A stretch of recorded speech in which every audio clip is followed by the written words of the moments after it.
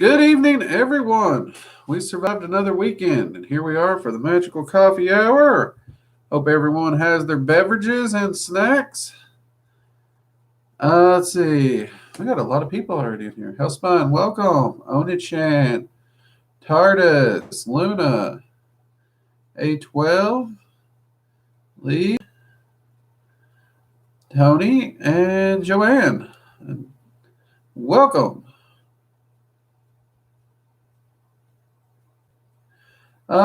Dale Franks, welcome all the way from UK. Hey, good to see you. Thank you for joining us.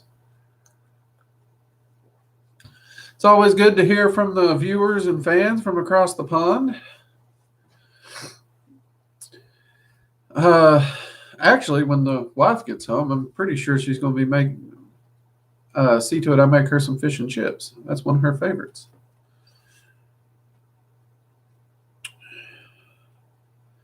LVX, welcome. Let's see, and Cal. Oh, we got a lot of people in here tonight already. Good. Glad to see a lot of people made it through the weekend. This weekend, I had a good weekend. Those in the Discord server, not only are the admin now calling me out, so even the server themselves is. I started answering questions on Saturday, and someone popped up and was like, Drake, ain't this supposed to be your day off? I was like, shh, don't let the admin know I'm here. Shh. So that was a fun morning. Yeah, it was Only Chan. That was you. Trying to get me in trouble in my own server, man. But that's all good. I do need reminding to relax. I appreciate it. All the same. Wizard Warrior, my day's going pretty good. And Strawberry, welcome. So many of you have heard me talk about wizarding items where your energetic aura tends to fry electronics, and it happens to me a lot. This weekend, we officially fried and killed the TV, so that was fun. So I ended up having to go out today in this heat and replace the TV before the wife gets home and realized I killed her TV. Because contrary to most relationships, she's the one that loves the electronics, and she's the one that ends up buying the bigger TV. So she's going to have a nice surprise when she gets home. We upgraded her TV. I was thinking, this one that's broken, I was going to toss it, but since I do often use it as a scrying mirror, I'm thinking of just moving this massive TV into my ritual room and having a permanent, very large scrying mirror in my ritual room. I think that will be a lot of fun.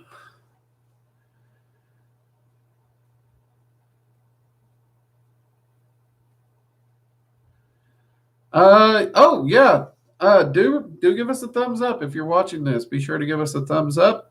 It lets YouTube know people actually like the content we're doing, and it does make sure that YouTube shows it to more people. More people can find it, and all the people who are seeking this information can find the channel and can learn to master themselves and their life.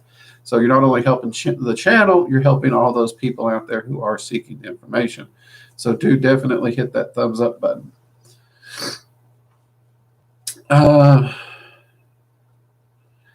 Wow, we got a lot of people in here tonight for the coffee hour.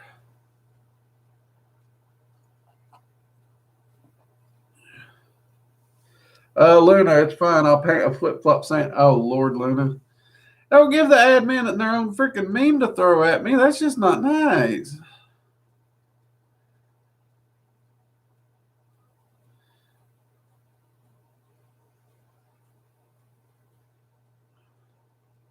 Well, I replaced it. And the salesman was cool as could be tonight. Really was. Scrying sounds like an interesting practice. Oh, I love it. It is hands down my favorite divination. I absolutely love it. And I've tried so many different scrying mediums. In Dragon Magic 102, we talk about scrying a little bit. But I do. I love scrying. Trying to catch up on some of these. Yeah, I mean, I've used TV like when I'm down here in the office. I can easily use the TV because the way my downstairs office is set up, it's just kind of sequestered off to the far side of this large room. So the living room is more or less over in this direction. Um, so I have used the TV in that method before. However, if I was to have one in the ritual room, then I have that big giant one in the ritual room as well, which would be freaking awesome. Uh, Hellspawn, I actually know a few people who has done the scrying wall concept. They used a matte black paint and painted the wall in their workspace black for that reason. I've also seen people use black cloth and got good results with that. Jade, welcome. Glad you can make it.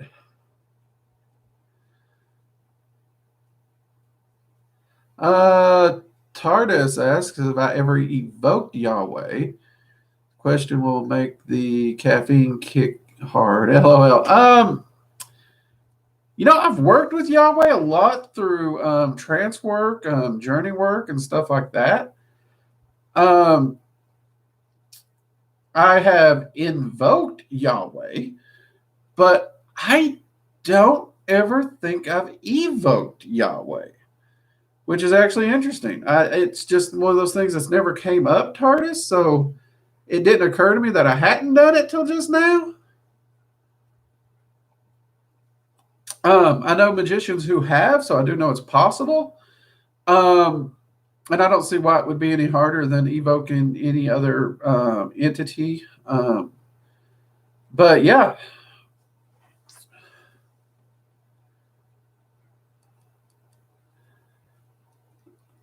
Luna trying to pretend to be an angel. Right. We love you all the same, Luna.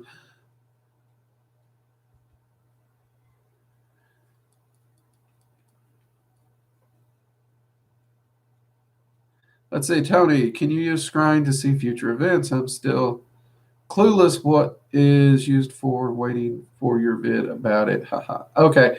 Yeah, hopefully the Scrying video, it's going to be in the next batch of videos I film. But you can use it to view the future. However, anytime you view the future with any form of divinations, what is very, very, very, very important to note is that you are viewing a possible future, because as the future spans out from the present, it spans out like a interlocking web.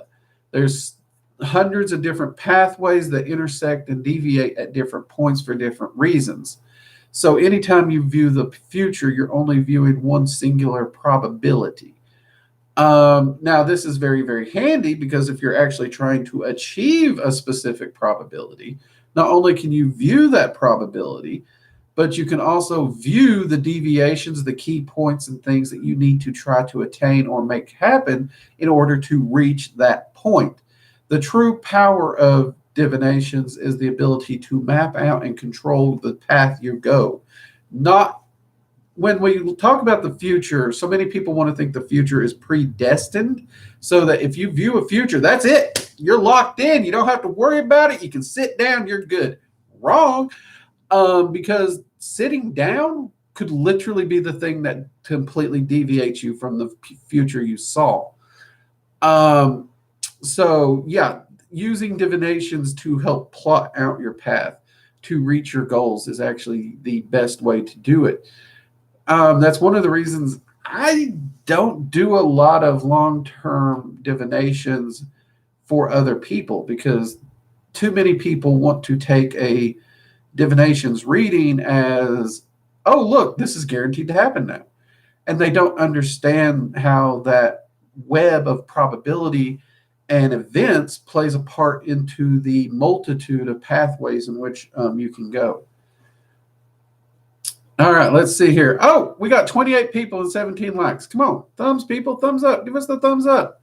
The algorithm loves the thumbs. Give them the thumb. We're hitchhiking here. Thumbs up. So I hope that answers your question a little bit there.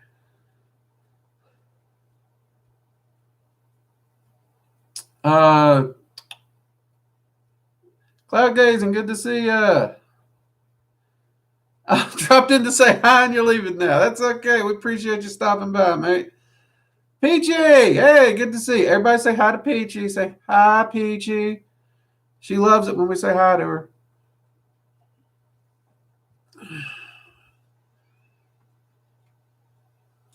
Let's see what we got here.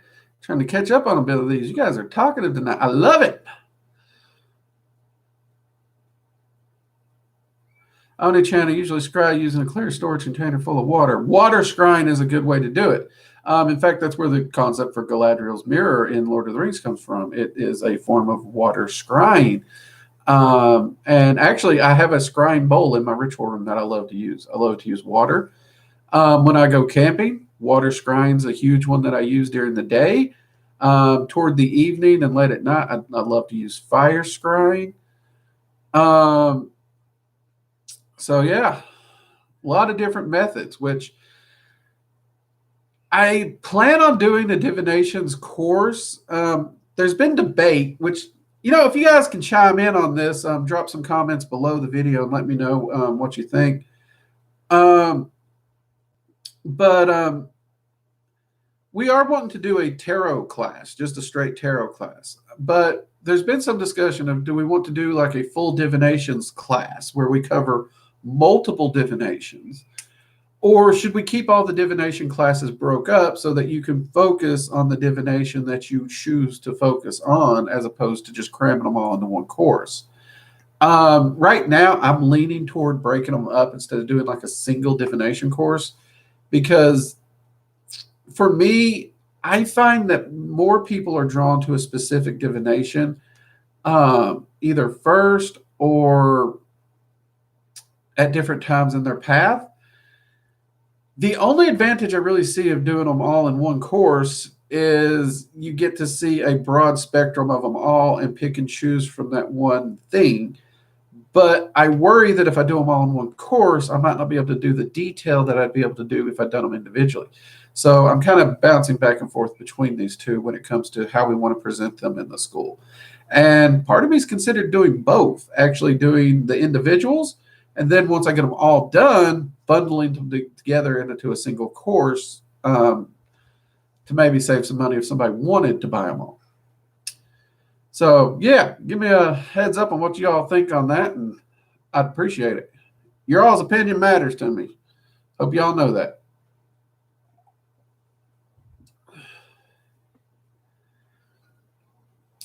Peachy, you're welcome. I knew you'd want some attention.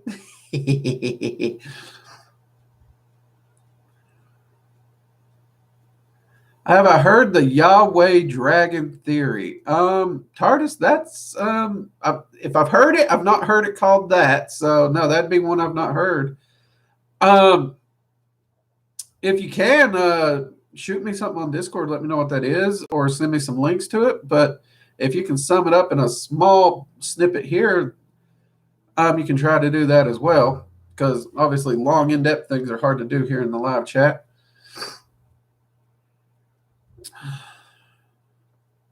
See, that's what I was thinking, breaking them up so you can pick and choose separately. All right, cool. Everybody seems to be leaning the same direction I am. I like that.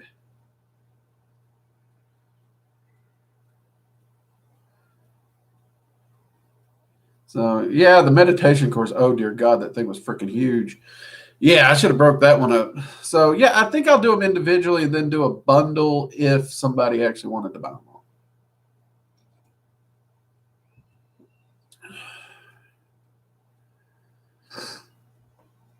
Have I ever worked with Inke, the Anunnaki god, or would I? I have worked with Enki. When I did, I relatively enjoyed it. It was kind of weird because the original reason I reached out to him was because there was this little edgelord kid that was at a magic shop that I was working at the time. And, oh, dear God, we ended up having to work with, I had to reach out to Enki to basically chill this kid out. It was weird because I do hear Enki being associated with Satan, the true Satan, the truest of Satans, the Satanist of Satan. And apparently that annoys the piss out of Anki. So I had a nice little chuckle over that because I got to hear him ranting about this concept. Um, I can't say I know a lot about him. I haven't worked in depth with him, but in all the times I've approached him, he was very respectful. He was very forthcoming with information, very helpful. Most of the time, he was actually very easy to contact and work with. So I've not had any personal issues with him. And I've actually not gotten any reports of anyone that's had any ill experiences with him. I have heard people say that he can be a harsh teacher because he is very pro growth. So occasionally, some of the lessons he won't let you take a time out on, but that's not the norm. That's more of a he'll do it sometimes, but it's not his norm, like some of the entities we've talked about where it is their norm. So if you run into one of those patches, you might not like it. But by and large, I don't have a lot of experience with him, but the experience I do have, I have to say, was relatively pleasant.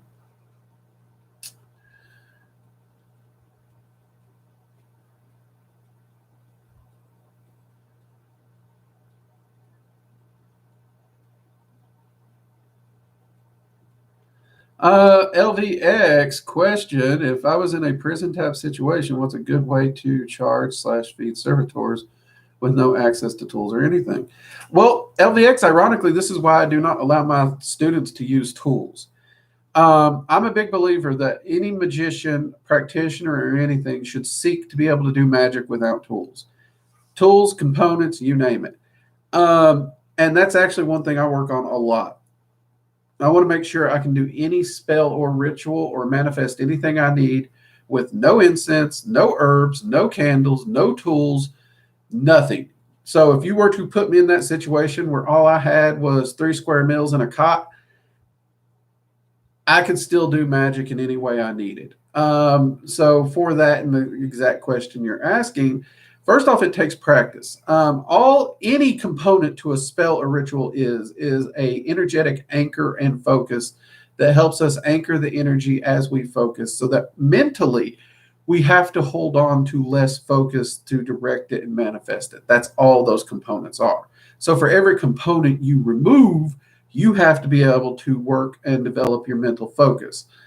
And that's a hard one. That is a hard one for a lot of people. But if you're there, then honestly, the easiest thing to feed them is either A, your own gratitude for their work, which there's a few books that talk about that. Or you can actually draw energy from an elemental plane and feed them that elemental energy, just easy peasy. Energy is an offering. You can easily give that. That would be the easiest thing I would do in that situation. Though personally, my advice, don't get in that situation. If you're in that situation, you already messed up. So try not to get in that situation.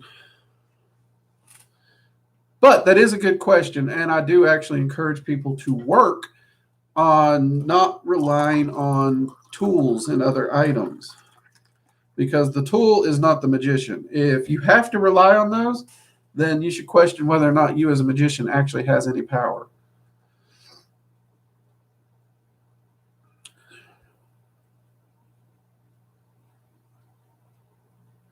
Let's see. A lot of biblical texts can connect the archetype to the. Well, that's true. That actually is interesting. True. I do know Yahweh is not a dragon in the sense of the true dragon, like a dragon from the draconic realms. But he does value many of the same ideals and precepts that the dragons themselves do, which is respect, honor, courage, independence, these kinds of things. Now, mind you, let me make this very clear. When I say he holds them dear, he likes these ideals. That's him. I'm not talking about his church. Let's be honest. I know a lot of Christians. I love a lot of Christians. They're great people. I also know a lot of Christians that are complete wackadoos. We're not talking about those people or their crazy ass beliefs. We're talking about him as an independent entity outside of his supposed church. Because religions in general, Most religions all have their wackadoos, and unfortunately, the wackadoos get most of the political or the media coverage. And pick a religion; they're all the same. They all have their wackadoos. There is no religion with clean hands or no wackadoos. So, but yeah, so I could actually see how they could align him with the archetype of a dragon. Very similar to how the Asians use the archetype of a dragon to represent many different aspects, which courage, honor, strength, these things are all parts of that archetype. So that actually does make sense. So yeah, if you send me that video on Discord, I'd love to see it, man. Appreciate that. That's pretty cool.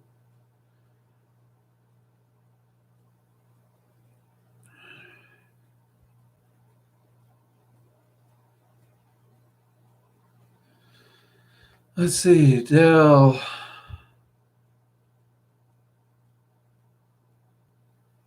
Dell Franks, I'm new to this. Who's the best to work with first? That's personal, dude. There's really no best to work with first.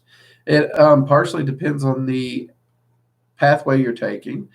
So here on this channel, Working Dragon Mystic, obviously dragon magic is a very core component of my practice.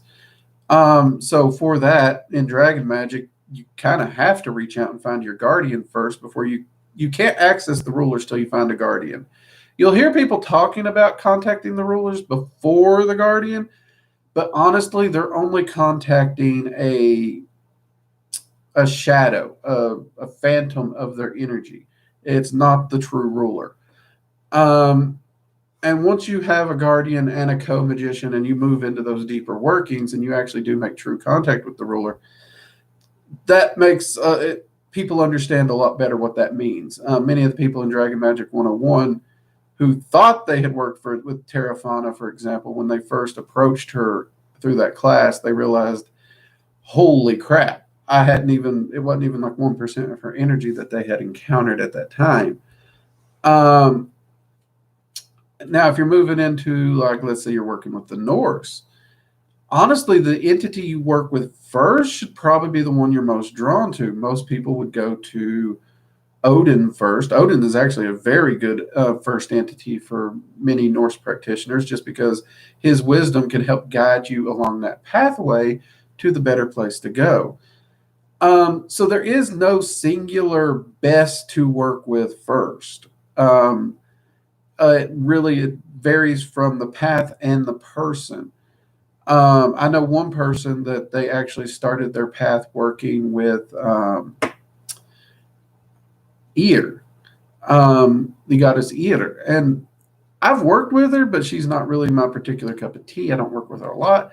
And I sure wouldn't have started my path with her. So it just depends from person to person.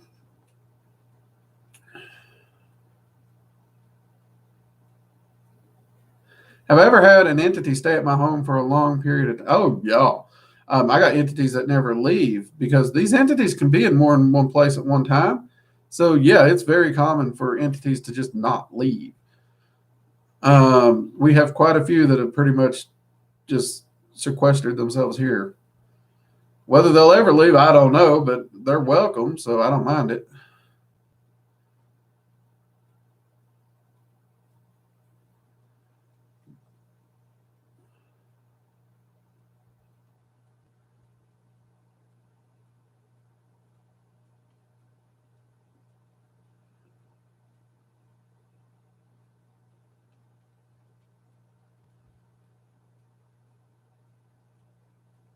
Here, my former cat visited me in spirit.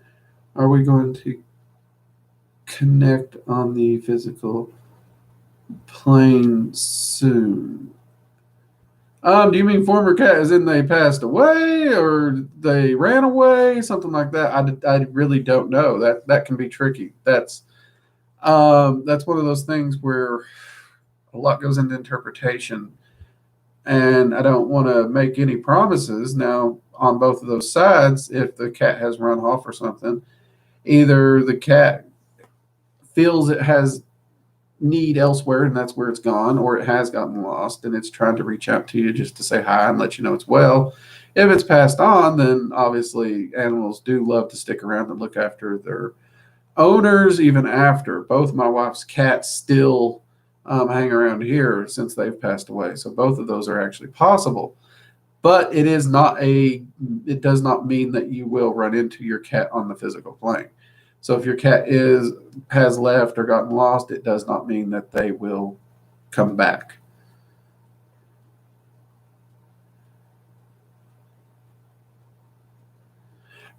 It is very, very unlikely that it'll incarnate and come back within your lifetime. The reincarnation cycle does not work that quickly. I know a lot of pet lovers want it to, hope it does, and will even convince themselves it does. But the cycle doesn't work that quickly. The entity actually needs time to process all the events that took place and corresponded before they jump back in.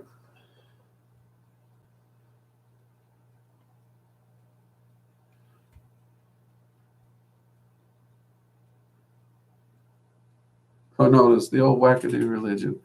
Search for mythical concept. Mythical concept begins. Well, yeah. I don't want to badmouth religions. Let's make that clear. I don't want to badmouth religions. I do personally know a lot of people who find a great deal of value and wisdom within their religion. Pagans, Christians, Jews, and there's nothing wrong with that. There is nothing wrong with that. Actually, I have led more people to Jesus since I became an occultist than I did when I was in the church. Not because I'm pro go find Jesus. It's just when you come to me and you ask me a question, I'm going to answer your question honestly. I'm going to help you find the best path for you. And if me answering a question honestly leads you over to the church, guess what? You do you, boo. Get on over there. Have yourself a good time. And I'd love to see these good people go there because good people can make a difference. And, some people, it's a very important part of their life. And then you got people like me, religion is just not a thing. I don't do it. It's not for me. And that's fine. Both sides of that fence are fine. And on both sides of that fence, you have wackadoos. You have crazy people. You have people who are so anti-religion, atheist wackadoos, and you got your religious wackadoos. Humanity is full of wackadoos. That's pretty much what it boils down to. But don't let that give you a bias against an entirety of a people or group. Keep an open mind. If you close your mind down, even under a bias, you close yourself off from wisdom and understanding. And that is not a good thing.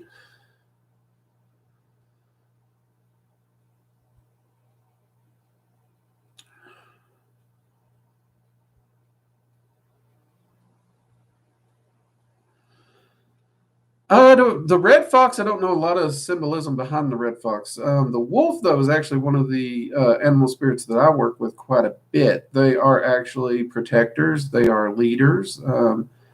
Some actually view them as teachers even. I didn't really see the teacher side, though. It's kind of hard to argue that teacher thing now in my life, ain't it? I used to say there's no way in hell I'd ever be a teacher. The universe had other thoughts, I guess.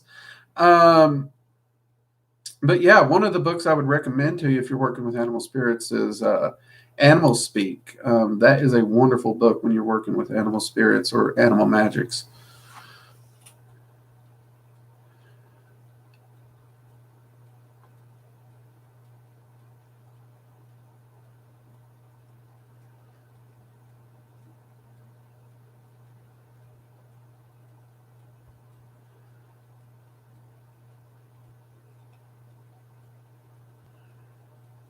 So yeah, I mean, let's see, we got music notes. Why do we got music notes up in here now?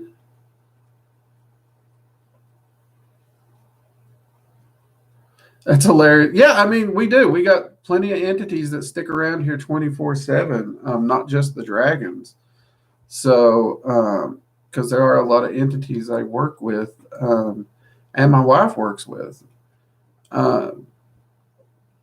The two wolves that hang around me, both of them seem to hang around quite often. They do. They stay here most of the time. They rarely wander off, and when they do, I think the longest they've ever wandered off was like a day, and then they were right back. And usually, if they wander off, it's only one of them. So like one's always here 24/7. So yeah, we got plenty of entities that tend to stay here practically all the time. Some of them, I'm not 100% sure if I'd say they stay here or if they just visit here every day. Because there are a lot of them that they are very pro pop in and talk, but I don't think that they're in the house 24/7. But if you're here every day, you're practically living here. Even if you're staying at your own house, if you pop in and stay 8 to 12 hours a day here, you're practically living here. So, Luna, different types of students demand different types of teachers. We just can't put the stereotype of what a teacher is, act, and how it should look. No, that is true. You are correct. That is definitely it. Which is something I am drastically seeing. I know different teachers work for different people. I just never foresaw myself as a teacher type. But clearly, this channel's proven anything. There's a lot of people out there that will value from what I have to share. And sharing that knowledge is teaching. So I have weirdly become a teacher. It's not something I've actually foresaw in my life, but I don't regret it. I actually love doing what I'm doing. I love being able to spend Friday and Sunday with you all talking, sharing ideas and information. I mean, like Tardis, you mentioned that video earlier that I'm actually looking forward to watching. So you guys teach me just as much as I teach you because you guys bring up things and I absolutely love it.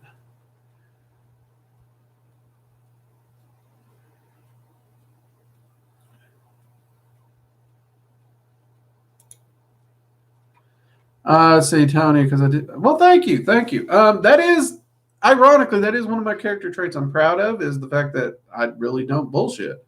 I'm pretty straightforward. I don't sugarcoat things, never have. Granted, that is one of the reasons my circle of friends growing up was very, very narrow, because everyone thought I was a jerk or an asshole because I didn't sugarcoat it.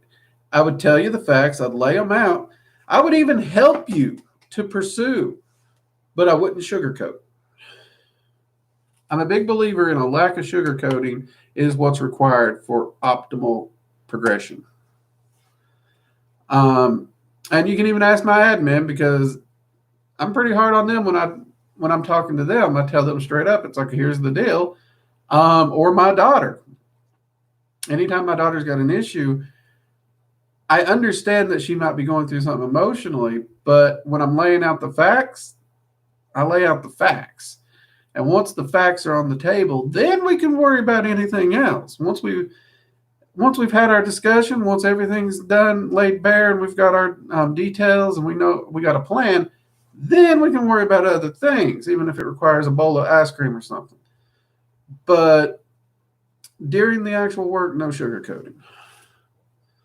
J-Mo, mugs up to you. Oh, speaking of Friday and Saturday time with you all, next Sunday, Magickal Coffee Hour might not happen.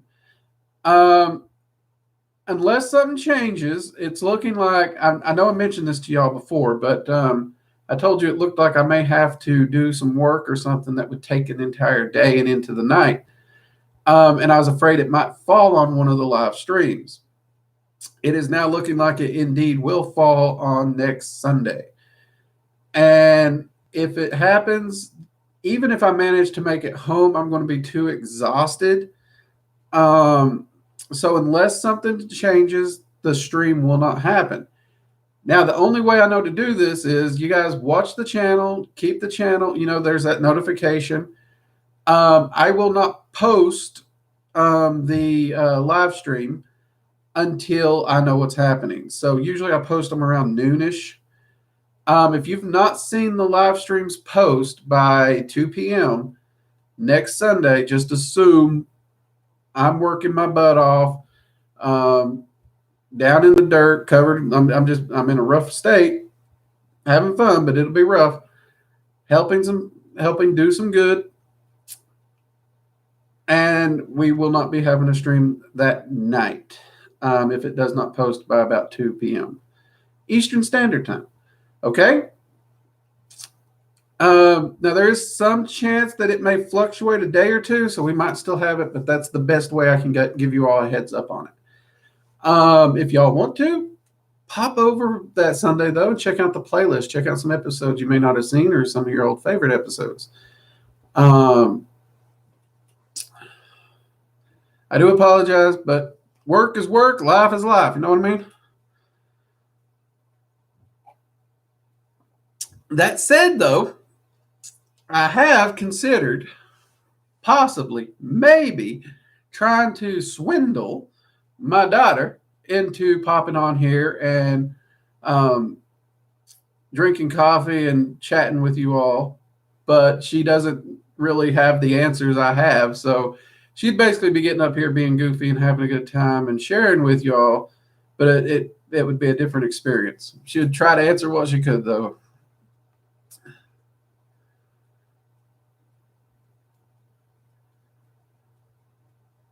Tony, how do you do without tools, just by visualization? Visualization and energy control. So visualization is only part of it, but you actually have to be able to reach out and grab the energy, pull it in, and to focus it, hold it, and shape it. And yes, visualization is a very large part of this. But you also have to keep your focus and your mental facilities on what you're doing without being distracted.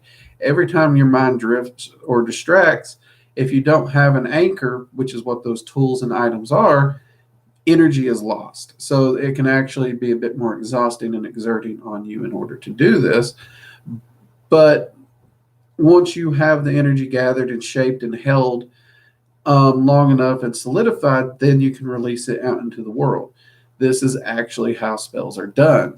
The physical items have no actual power in and of themselves.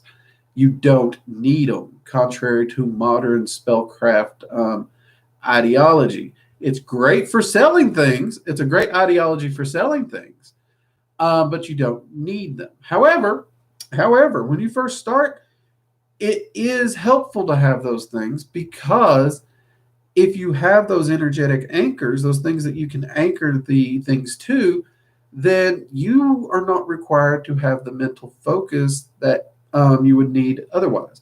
So it drastically helps a newcomer to the craft. And actually, I know people who's done magic for 20 and 30 years still have trouble manifesting spell work without items. It does take a great deal of focus to do it, but I would encourage you to do it. Now, notice I said I don't let my students use tools.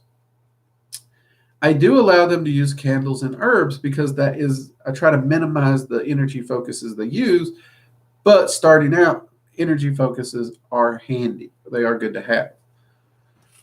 Does that make sense, Tony? I hope so.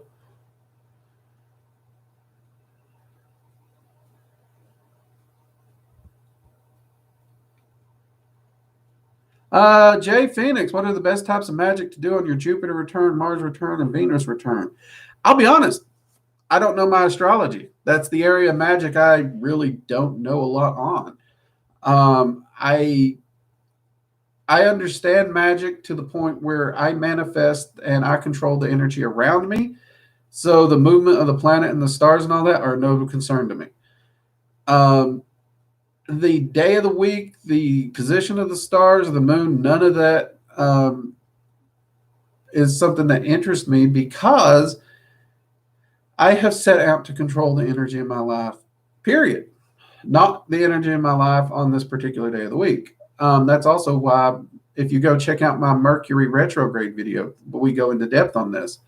Mercury retrograde does not affect me or my students who understand the concept of mastering the life, the energy in your life. But at the same time, utilizing those astrological events to heighten a spell working, I do understand why people do that. Unfortunately, Jay Phoenix, because of my ideology and my pursuit, that is an area where I'm just not smart in it. And I do apologize. I don't have the answer to your question on that one. So I hope that helps you out a little bit there. Well, I guess it don't help you, but it explains why I'm stupid in that area. I mean, I've told y'all I don't know everything, and I'm happy to admit when I don't.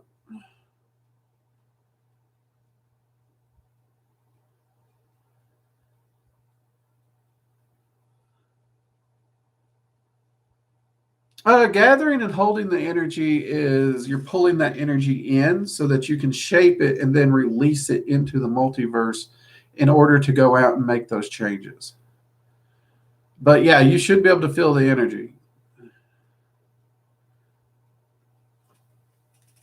And yeah, a lot of it is as you're visualizing it and as you're shaping it, you will even feel like you already have it. So that would be part of it as well.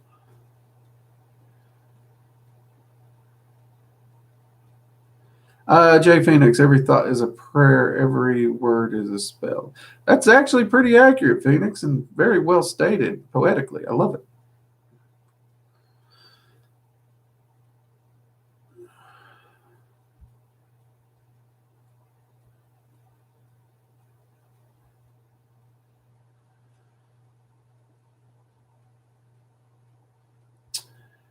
Heroin, I hate to say this, but death is a natural process. It is a part of the cycles. It's a necessity of growth, as is dealing with it, experiencing it, and dealing with it. Um, and honestly, it's kind of selfish to want something to come back just because. I mean, it has its own life, it has its own path. Um, so death is a tricky one. And even if it came back, there's no guarantee that you would leave together.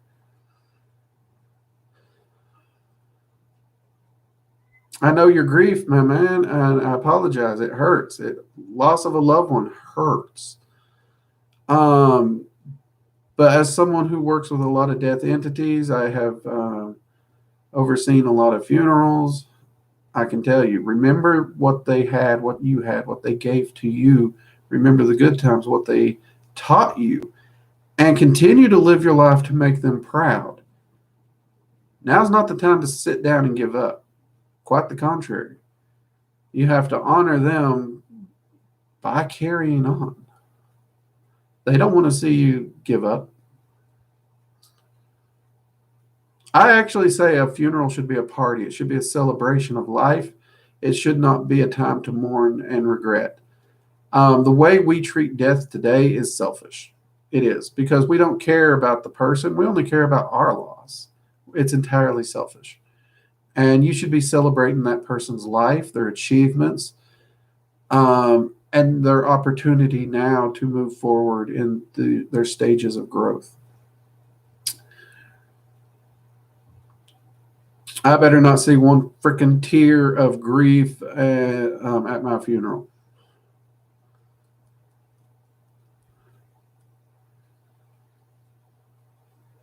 Oni Chan, question: do you think if you raise a child to believe in the metaphysical and occult, it would be like their arcane senses would never have to be activated? Yes and no, Oni Chan. Here's the thing: people want to blame society for people's arcane senses closing off. That's too easy. It's a cop out. Sorry, society didn't do it. You did it yourself. You made that choice. And most people make that choice not because someone tells them they're seeing things, but because they see something, it scares them, and they don't want to see it. It's that simple. They don't want to see it. And as such, they close their arcane senses off.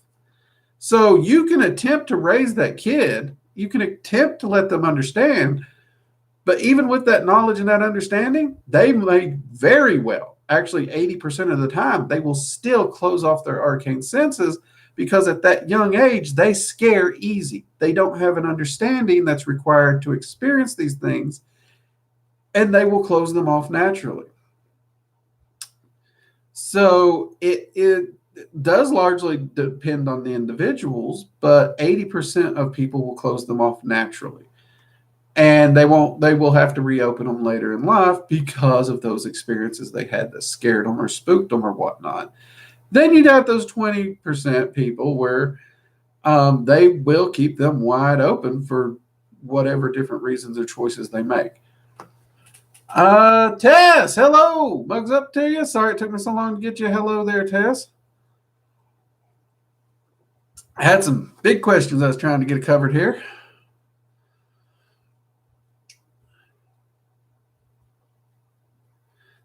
Phoenix, it helps. I don't need to track those movements and such for my work.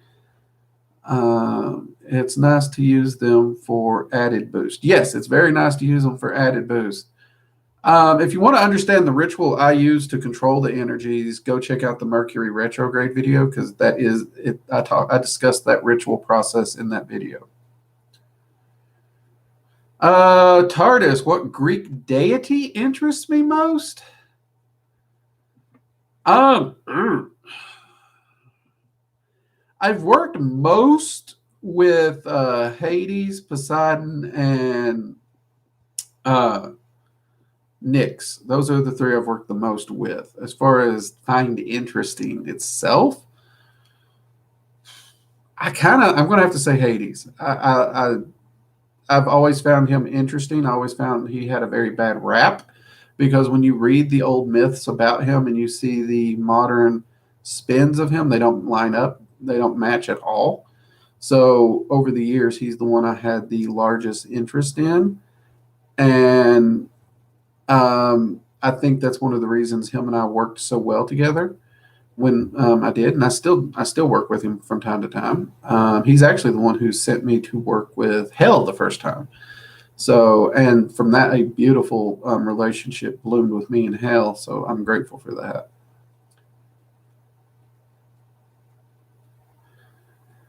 Cover the grave and black coffee. Noted. Yep. Hey, I posted something on my Facebook page. You can literally come to my hat. If you visit my grave, bring a grill, have a barbecue.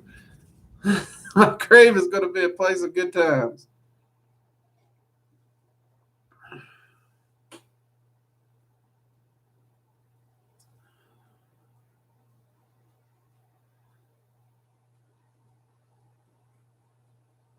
Heroin, thank you for that. She taught me 31 years together. She was black. Both times fought off a rattlesnake and protected me once. See? Remember the good times, mate. Don't let your grief take over. Please.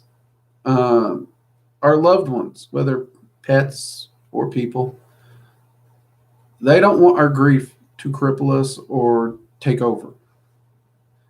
They want us to remember the good times. They want us to remember the events. They want us to remember why we love. They want us to remember those joys. And then they want us to carry on and continue to grow.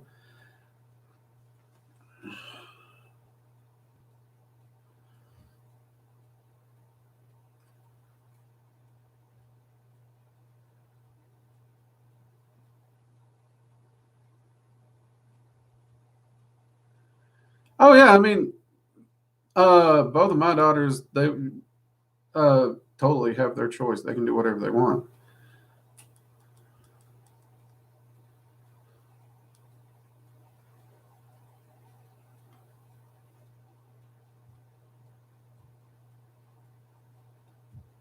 Well, it's my opinion of having a gargoyle. They can function as a protector as many other protective spirits.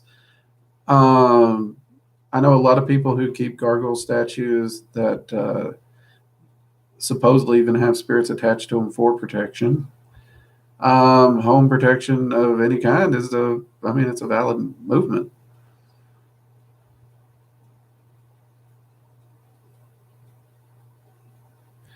Well, Oni-chan, it's Marvel. Here's what you got to understand. Marvel Thor is a superhero.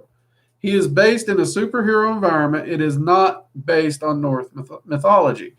Marvel has said this thousands and thousands of times over the years that they are inspired by the characters from Norse mythology. They are not based on Norse mythology, nor are they meant to follow Norse mythology. And it is a maddening how many people claim they know Norse mythology and all their Norse knowledge comes from the Marvel movies. It's like, oh dear God. Seriously, go pick up the Poetic Edis. Please read that, please. But yeah, many of them do seriously want to base their entire accounts on Marvel. And I don't know if I should laugh at them or feel sorry for them. I don't know which it is. And I'll be honest with you, if you actually take the time to read the Poetic Edis and the Havamal and the Volspa, you're going to find stories that are so much more deep, so more in depth, so much fuller of life than anything Marvel's ever put in their comics.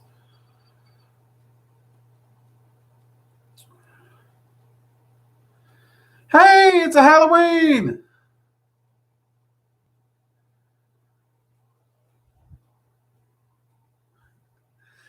Well, at least you cleaned up after your cat. Cats are just causing trouble tonight. Look at that.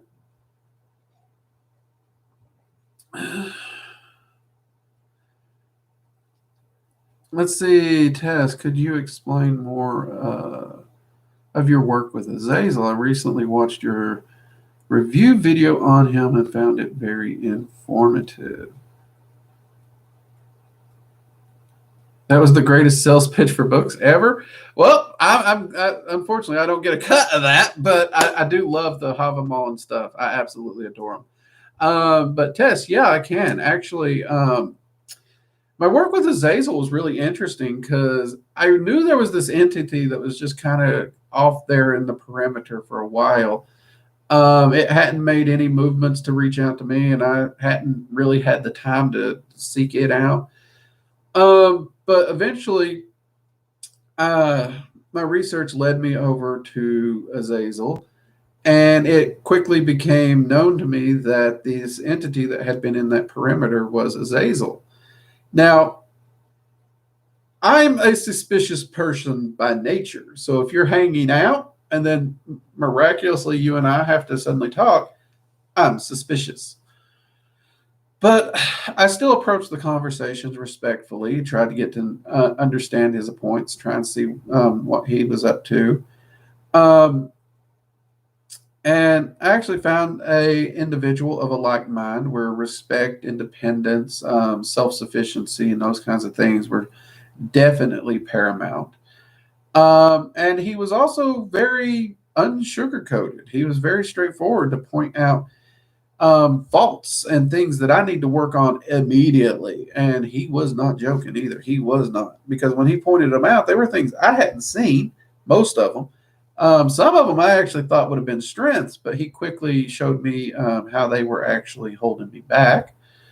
And then him and I set forward to work. And I started to do a lot of work with him.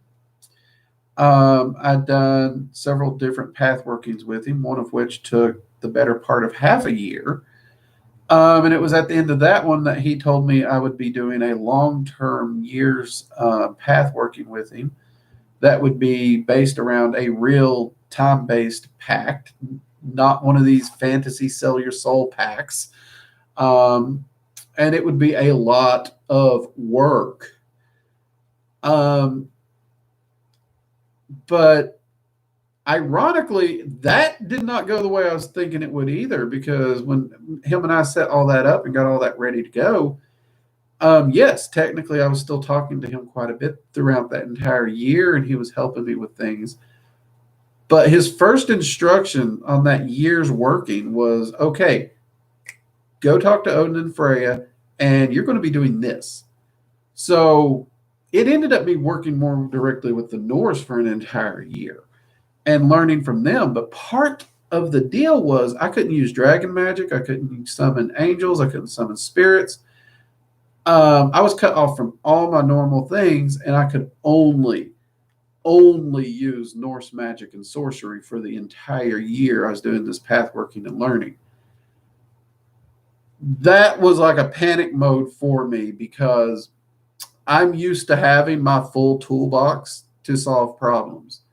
So for that year, I literally was forced to get very, very creative and very deep diving into that Norse working. And Azazel loved watching me do this. He loved watching the struggle. He loved watching me flex mental and spiritual and metaphysical muscles that I haven't flexed that hard in a long time. And he truly did help me to grow in ways that I cannot even begin to sum up how grateful I am. But his methods, I love them. I love them. And everything that he said would come to pass came to pass 100%. And some of those things came to pass 200% easily. I got way more than I was expecting from it. So, yeah, I know Azazel gets a bad rap in a lot of circles, but I personally, I love working with him. I really do. In fact, I've been talking with him a bit more about doing another deep dive in the near future.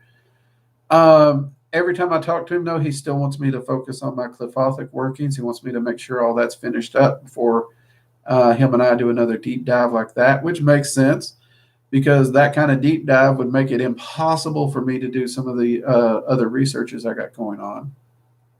But I do. I love working with him. He is an entity I talk to regularly, at least once a week. I hope that helps you out a little bit there, Tess.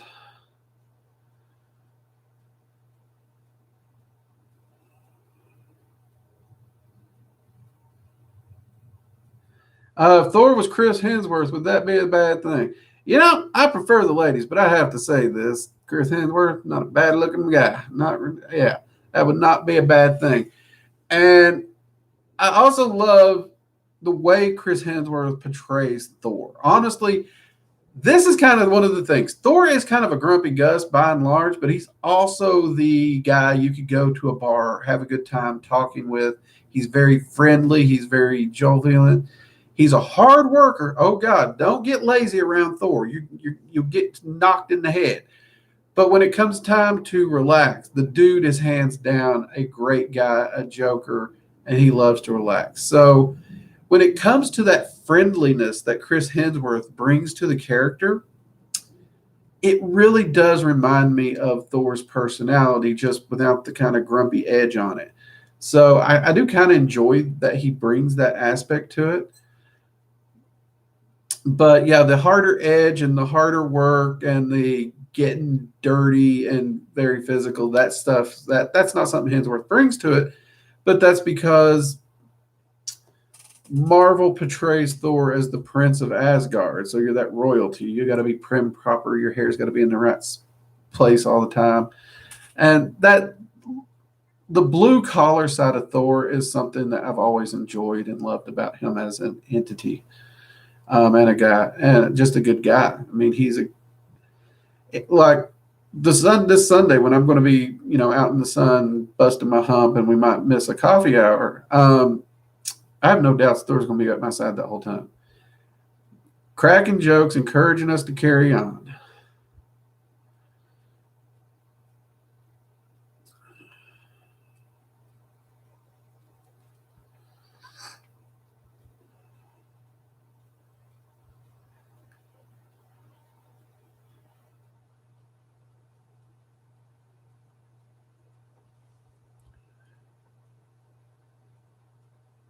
Yeah, I've actually looked up that anime because a lot of people have asked me about that anime concerning Azazel. It is very much not an accurate portrayal of him.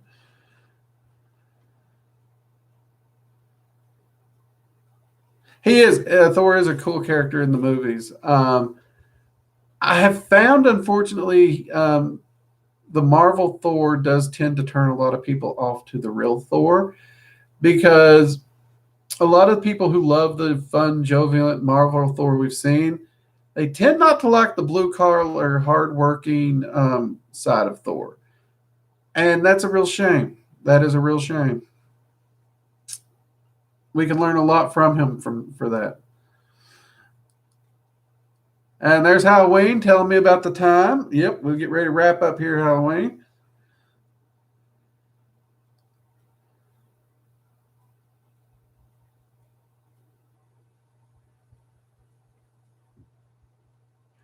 Tess, no problem. Always happy to try and help answer some questions on here when I can. Of course, I'll happily admit when I can't too, like up in the astrology question up there. Just not my cup of tea. There are definitely practitioners out there far more well versed in that than me. Hell, I've had students more well versed in that than me. I've got students, if I have a chart question, I'll go ask them because I just don't know. You know how that goes. All right, so let's get ready to wrap up here real quick. We do have a video coming out again on Tuesday. I do not remember which one it is. I do apologize. For those people who have asked about special orders when it comes to the Dragon's Eye Seal engraving video I did, email Jade. She can definitely help you out with any custom orders, and do make sure you go visit her site. Her works are freaking amazing. I will be reviewing more of the things that she has done because, yeah, she's done a lot of great work there. I will be here Friday, 7 p.m. Eastern Standard Time for Research and Ramblings, unless the schedule shifts far wonkier than I think. So just keep an eye on those notifications. If there's not a notification posted, there's probably a chance that we're going to have to miss that particular stream due to the particular thing I have to work on and cannot discuss, which I apologize, but I do promise nothing's wrong. Everything's good. Also, if you haven't already, be sure to join the Discord. There's a lot of great conversations in there. All the notifications, up-to-date things are in there. We do have a Patreon, and you can also do channel membership if you want to support the work we do, which is we do appreciate all of those who do support us through Patreon or the channel membership. You get the same perks on both. It's just whichever one you prefer. Currently, the way the channel monetization and YouTube's adding different platforms like this, well, what is it? I think it's YouTube Shorts. So advertising dollars are going different places, which that's the correct business move. I'm not upset about it. But for channels like ours, that does mean less advertising dollars get distributed to help us pay for camera equipment that I break. Because, yeah, we all know how I do that. So all you all who are supporting the channel, whether it be through the super chats or whether it be through the channel memberships or the Patreon, you guys are truly a blessing, and I thank you very much for it. You guys are amazing. Thank you. And with that, everyone, I will see y'all next week. Have a great week. Stay safe. Continue to make progress on your path. Even small steps are still steps in the right direction. All right. Good night, everyone. Take care. Bye-bye.